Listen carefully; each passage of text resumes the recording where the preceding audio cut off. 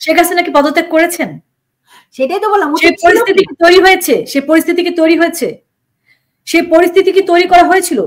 মানে আমরা 5ই আগস্টে কি দেখেছি? বাংলাদেশে কিন্তু জঙ্গি হামলা হয়েছে, বাংলাদেশে কোনো অভ্যুত্থান হয়নি।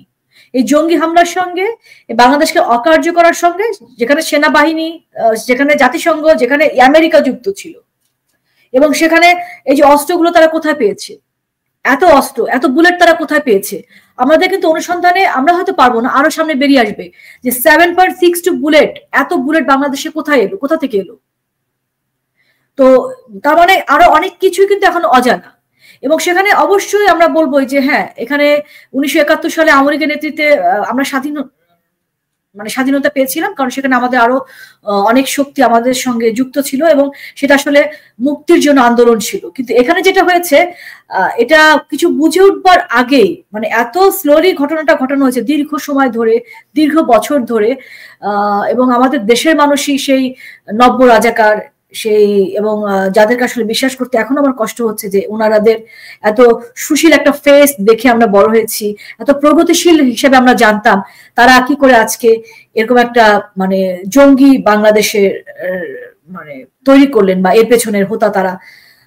এখানে আওয়ামী লীগের যদি বলেন যে হ্যাঁ, আওয়ামী লীগের গোয়েন্দাদের ব্যর্থতা ছিল, তারা ধরতে পারেনি অবশ্যই, এবং তারা নিশ্চয়ই সময় যখন পাবেন, যখন তারা সুযোগ পাবেন, তখন নিশ্চয়ই তারা দেশের আপাত মানুষের কাছে ক্ষমা চাইবেন যে তারা যে তাদেরকে সেভ করতে পারেনি এই জঙ্গিদের হাত থেকে। আমাদের প্রত্যেকের হৃদয়ে মানে এই রক্তক্ষরণ আসলে বোঝাবো কিভাবে? কারণ একজন মানুষকে তো আমরা আসলে ফিরে পাবো না। আমার যে ধরেন আমাদের স্থাপনা ধ্বংস হয়েছে, সেটা হয়তো আবার আমরা ঠিক করতে পারবো বা পুনরুদ্ধার করতে পারবো, কিন্তু শুধু যে মানুষতা তা না। এখন তো পুরো বাংলাদেশটাই আসলে মনে হচ্ছে যে বাংলাদেশ আর বাংলাদেশ নেই, এই বাংলাদেশ।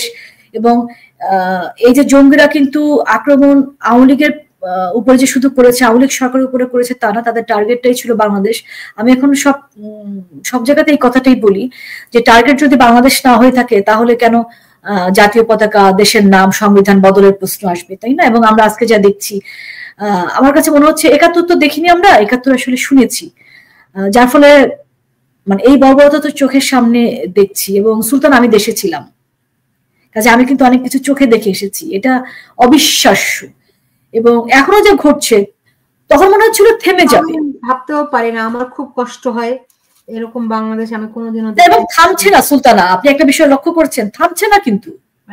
যে বাইডেন সরকারের নির্দেশনা পালন করেছে, অথবা তারাও এই ডিপ স্টেট কার্যকরের একটা পার্ট, তারাও একসাথে মিলেমিশে এটা করে।